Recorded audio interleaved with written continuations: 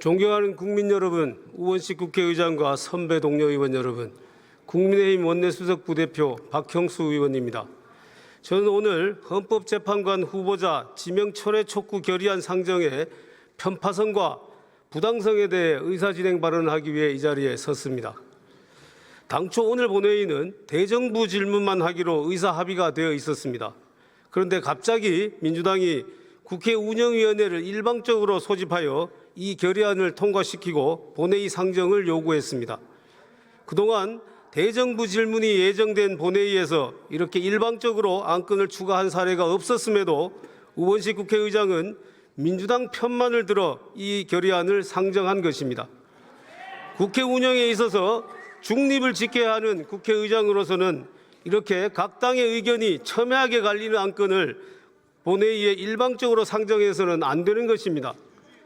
우리 국민의힘은 우원식 국회의장의 반복적, 편파적 본회의 진행에 대해 강력히 항의하는 바입니다. 이렇게 편파적으로 국회를 운영할 것이면 도대체 당적은 왜 버렸습니까? 그동안 민주당 당적의 박병석 의장, 김진표 의장과 비교하여 지나치게 편파적이라는 것을 지적하지 않을 수 없습니다. 우원식 국회의장은 국회의장을 즉각 사퇴하고 민주당으로 돌아가십시오.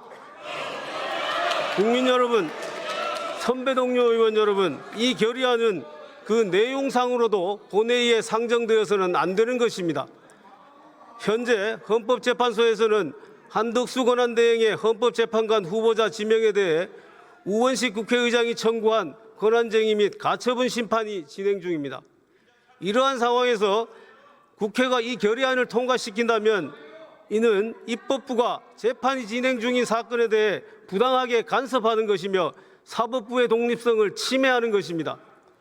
무엇보다도 한덕수 권한대행의 헌법재판관 후보자 지명은 대통령 권한대행의 적법한 권한 행사임에도 이를 철회하라고 압박하는 이 결의안은 삼권 분립의 원칙에 위배됩니다.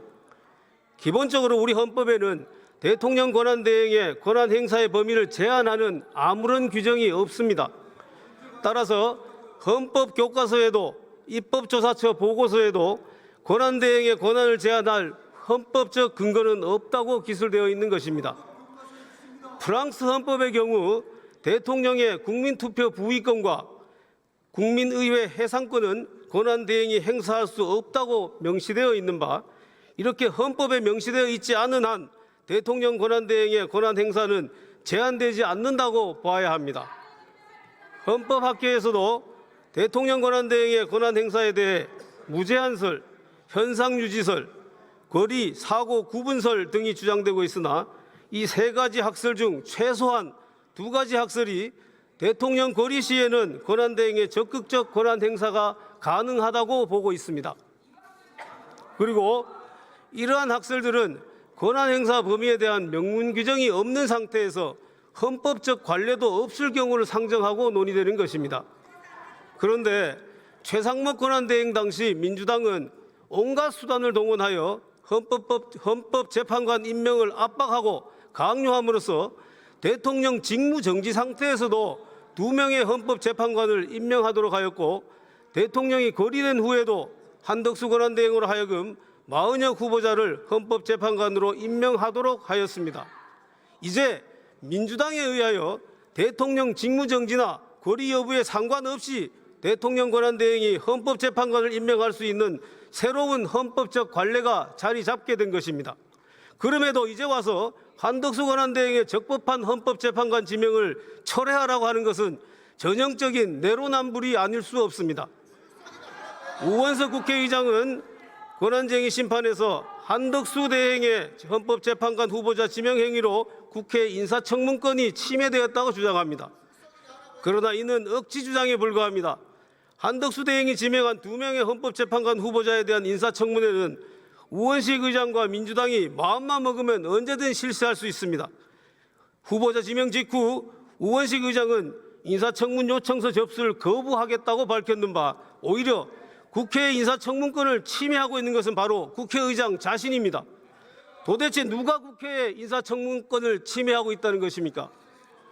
우원식 국회의장은 헌법재판관 후보자 지명 철회 결의안 상정의 부당성을 지금이라도 명확히 깨우치고 해당 안건 상정을 철회.